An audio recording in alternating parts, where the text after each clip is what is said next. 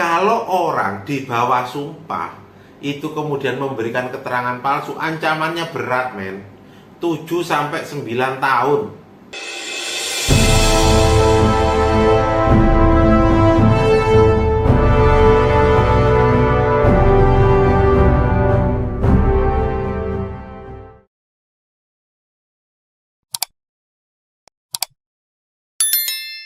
Ya, masih dengan saya Ahmad Junaidi atau Master Jun lah. Kali ini saya coba nyikapi, ini ada pertanyaan juga tentang masalah sumpah palsu. Kalau kita lihat kasusnya ex Irjen FS terkait dengan dugaan pembunuhan ya. Nah, kemarin ada satu peristiwa menarik di mana salah satu saksi itu keterangannya itu berbelit-belit. Jadi ada kadang jawabnya seperti ini, jawabnya seperti ini, jawabnya seperti ini. Nah, ini masalahnya. Nah, ini harus saya kaji. Yang pertama, kajiannya adalah sejauh mana keterangan itu didengar.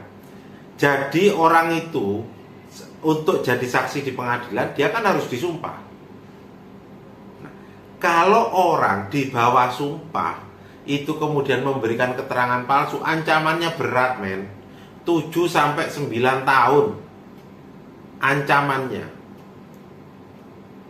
Sekali lagi itu ancaman. Lalu bagaimana agar membuktikan itu palsu atau enggak? Nah, ini yang mungkin perlu kita kaji bareng-bareng. Contoh, untuk bikin itu tetap berlaku asas KUHP. KUHP itu Kitab Hukum Acara Pidana ya. Jadi contoh nih, misalkan saya menyatakan Anda beli coklat. Bener enggak Anda beli coklat? Padahal saya tahu kalau itu Anda belinya tidak beli coklat, tapi Anda beli permen misalkan.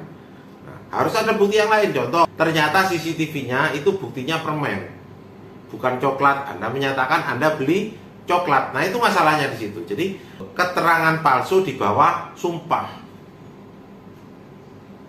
Lalu bagaimana Pak terkait dengan masalah kasusnya mantan Irjen FS? Kalau keterangannya di bawah sumpah, maka itu yang kita pakai.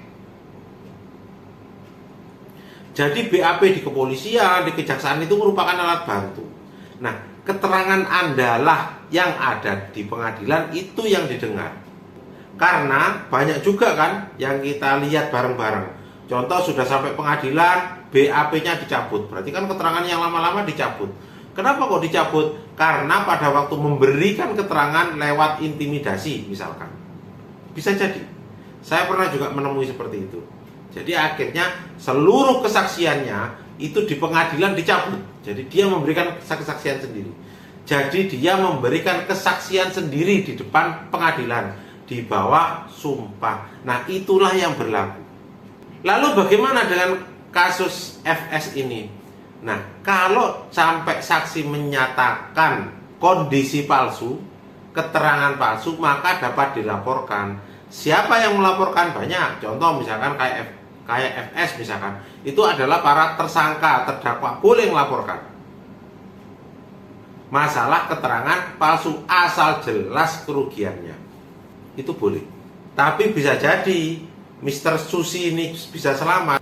Nah, pertanyaan selanjutnya, bagaimana Pak kalau itu dalam dunia pinjol? Kan ini menyaksikan juga terima uang dan sebagainya. Nggak bisa. Dunia pinjol itu dunia khusus. Karena apa? Kalau Anda itu minjol pakai data palsu, nah itu baru keluar pidana. Tapi selama data Anda real, nggak bisa. Dan itu pun masih ada bariernya lagi, yaitu kalau Anda daftar di pinjol yang resmi. Kalau yang swasta hampir nggak pernah mempermasalahkan. Jadi kalau Anda daftar di pinjol resmi, ternyata keterangan sampai pengadilan, dan ternyata keterangan Anda memang bisa dibuktikan palsu, maka Anda siap-siaplah kena urusan penjara. Terima kasih.